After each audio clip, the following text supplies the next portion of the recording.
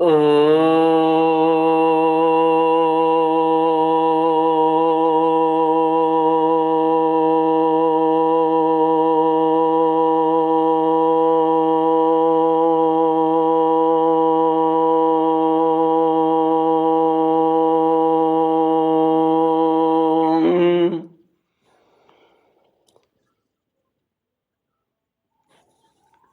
श्री गुरु चरण कमलेभ्यो नमः।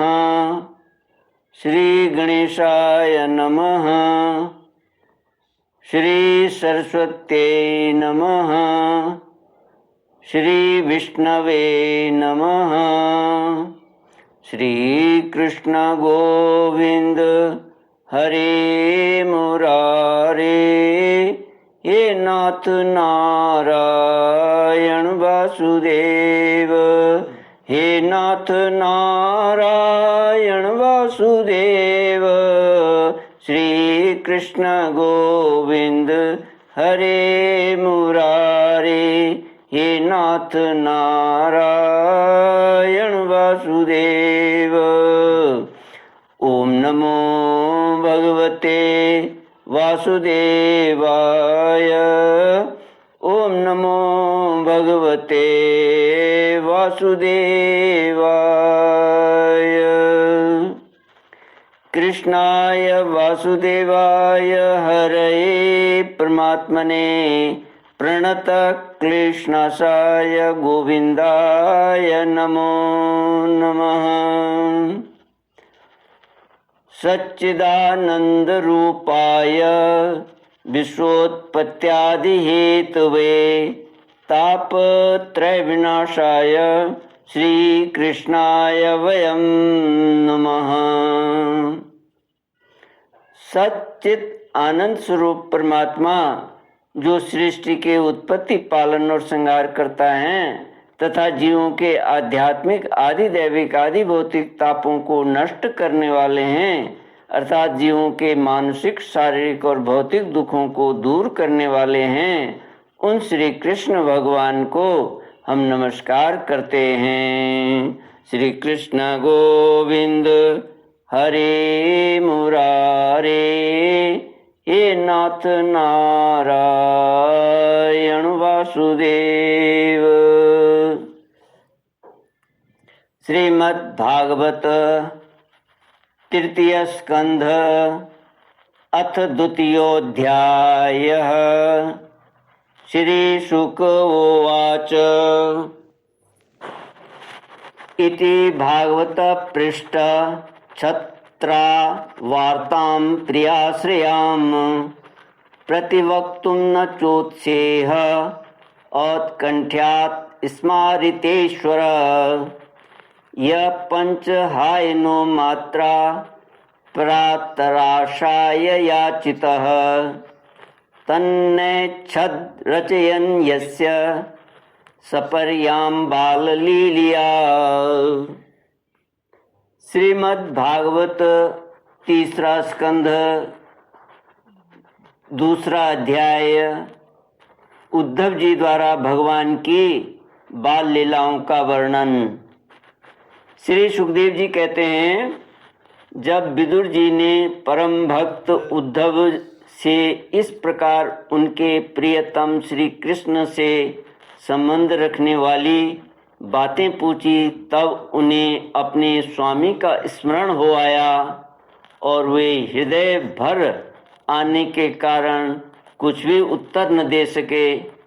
जब ये 5 वर्ष के थे तब बालकों की तरह खेल में ही श्री कृष्ण की मूर्ति बनाकर उसकी सेवा पूजा में ऐसे तन्मय हो जाते थे कि कलेवे के लिए माता के बुलाने पर भी उसे छोड़कर नहीं जाना चाहते थे।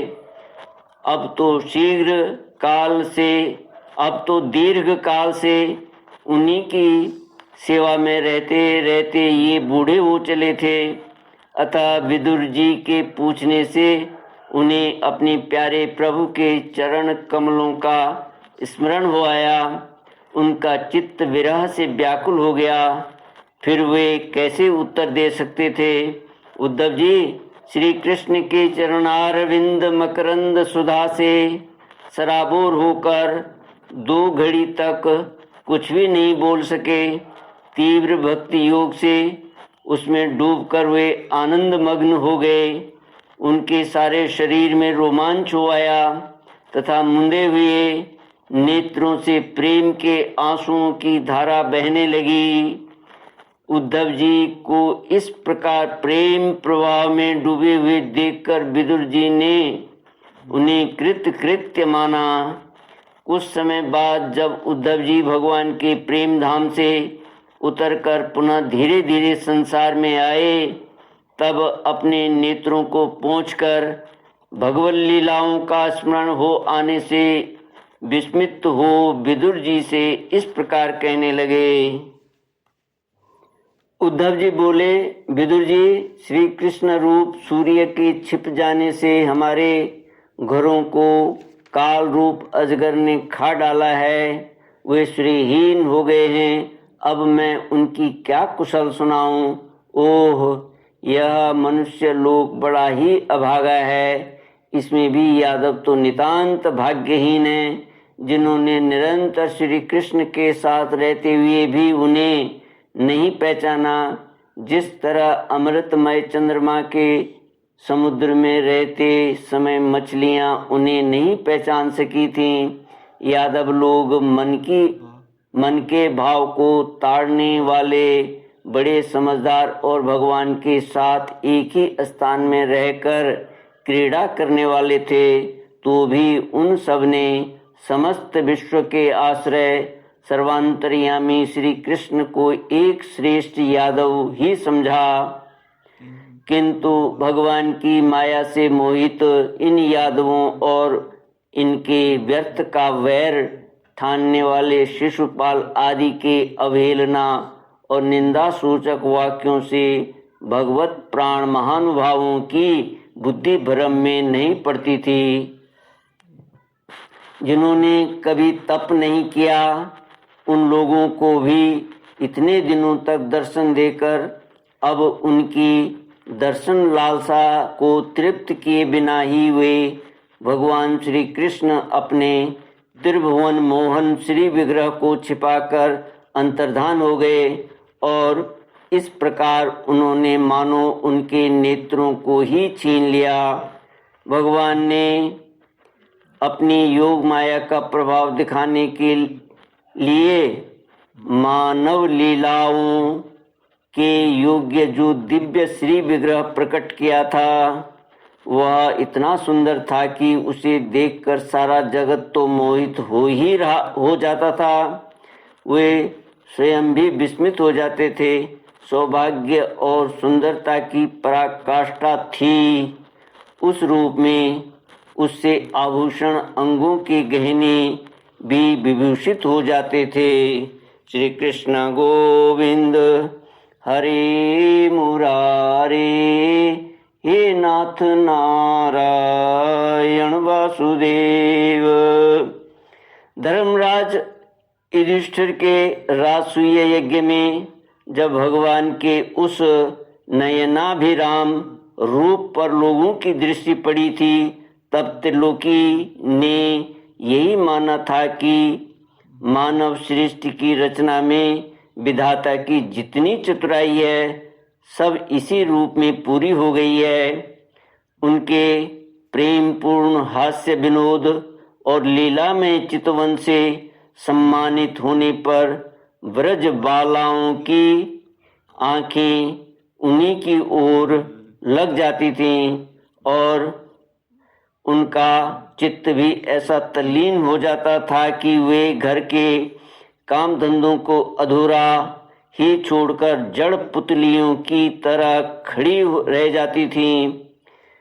चराचर जगत और प्रकृति के स्वामी भगवान ने जब अपनी शांत रूप महात्माओं को अपने ही घोर रूप असुरों से सताए जाते देखा, तब वे करुणा भाव से द्रवित हो गए और अजन्मा होने पर भी अपने अंश बलराम जी के साथ काष्ठ में अग्नि के समान प्रकट हुए। अजन्मा होकर भी वसुदेव जी के यहाँ जन्म लेने की लीला करना, सबको अभय देने वाले होने पर भी मानो कंस के भय से व्रज में जाकर छिप रहना, और अनंत पराक्रमी होने पर भी काल यवन के सामने मथुरापुरी को छोड़कर भाग जाना, भगवान की ये लीलाएं याद आकर मुझे बेचैन कर डालती हैं। उन्होंने जो देवकी वसुदेव की चरण वंदना करके कहा था, पिताजी माताजी, कंस का बड़ा भय रहने के कारण मुझसे आपकी कोई सेवा न बन सकी। आप मेरे इस अपराध पर ध्यान न देकर मुझ पर प्रसन्न हों। श्री कृष्ण की ये बातें जब याद आती हैं तब आज भी मेरा चित्त अत्यंत व्यथित हो जाता है। जिन्होंने काल रूप अपने भ्रुकुटी विलास से ही पृथ्वी का सारा भार उतार दिया था, उन श्री कृष्ण के पाद पद्म पराग का सेवन करने वाला ऐसा कौन पुरुष है जो उसे भूल सके। आप लोगों ने राजसूय यज्ञ में प्रत्यक्ष ही देखा था कि श्री कृष्ण से द्वेष करने वाले शिशुपाल को वह सिद्धि मिल गई जिसकी बड़े बड़े योगी भली भांति योग साधना करके इस प्रहार करते रहते हैं। उनका विरह भला कौन सह सकता है। शिशुपाल के ही समान महाभारत युद्ध में जिन दूसरे योद्धाओं ने अपनी आंखों से भगवान श्री कृष्ण के नयनाभिराम मुख कमल का मकरंद पान करते हुए अर्जुन के बाणों से बिंद कर प्राण त्याग किया, वे पवित्र होकर सब के सब भगवान के परम धाम को प्राप्त हो गए। स्वयं भगवान श्री कृष्ण तीनों लोकों के अधीश्वर हैं, उनके समान भी कोई नहीं है, उनसे बढ़कर तो कौन होगा। वे अपने स्वतः सिद्ध ऐश्वर्य से ही सर्वदा पूर्ण काम हैं। इंद्र आदि असंख्य लोकपाल गण नाना प्रकार की भेंटें ला लाकर अपने अपने मुकुटों के अग्रभाग से उनके चरण रखने की चौकी को प्रणाम करते हैं। विदुर जी, वे ही भगवान श्री कृष्ण राज सिंहासन पर बैठे हुए उग्रसेन के सामने खड़े होकर निवेदन करते थे, देव हमारी प्रार्थना सुनिए। उनसे उनके इस सेवा भाव की याद आते ही हम जैसे सेवकों का चित्त अत्यंत व्यथित हो जाता है। पापनी पूतना ने अपने स्तनों में हलाहल विष लगाकर श्री कृष्ण को मार डालने की नीयत से उन्हें दूध पिलाया था। उसको भी भगवान ने वह परम गति दी जो ध्याय को मिलनी चाहिए। उन भगवान श्री कृष्ण के अतिरिक्त और कौन दयालु है जिसकी शरण ग्रहण करे। मैं असुरों को भी भगवान का भक्त समझता हूँ, क्योंकि बैर भाव जनित क्रोध के कारण उनका चित्त सदा श्री कृष्ण में लगा रहता था और उन्हें रणभूमि में सुदर्शन चक्रधारी भगवान को कंधे पर चढ़ाकर झपटते हुए गरुड़ जी के दर्शन हुआ करते थे। श्री कृष्ण गोविंद हरे मुरारे, हे नाथ नारायण वासुदेव। ब्रह्मा जी की प्रार्थना से पृथ्वी का भार उतारकर उसे सुखी करने के लिए कंस के कारागार में वसुदेव देवकी के यहाँ भगवान ने अवतार लिया था। उस समय कंस के डर से पिता वसुदेव जी ने उन्हें नंद बाबा के ब्रज में पहुंचा दिया था। वहाँ वे बलराम जी के साथ 11 वर्ष तक इस प्रकार छिपकर रहे कि उनका प्रभाव ब्रज के बाहर किसी पर प्रकट नहीं हुआ। यमुना के उपवन में जिसके हरे भरे वृक्षों पर कलरव करते हुए पक्षियों के झुंड रहते हैं, भगवान श्री कृष्ण ने बछड़ों को चराते हुए ग्वाल बालों की मंडली के साथ विहार किया था। वे ब्रजवासियों की दृष्टि आकृष्ट करने के लिए अनेकों बाल लीला उन्हें दिखाते थे। कभी रोने से लगते, कभी हंसते और कभी सिंह शावक के समान मुग्ध दृष्टि से देखते। फिर कुछ बड़े होने पर वे सफ़ेद बैल और रंग बिरंगी शोभा की मूर्ति गौओं को चराते हुए अपने साथी गोपों को बांसुरी बजा बजा कर रिझाने लगे।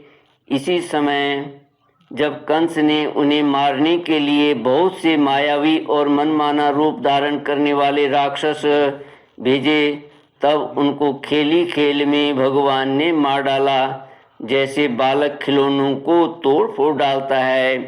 कालिया नाग का दमन करके विष मिला हुआ जल पीने से मरे हुए ग्वाल बालों और गौओं को जीवित कर उन्हें कालिया दह का निर्दोष जल पीने की सुविधा कर दी।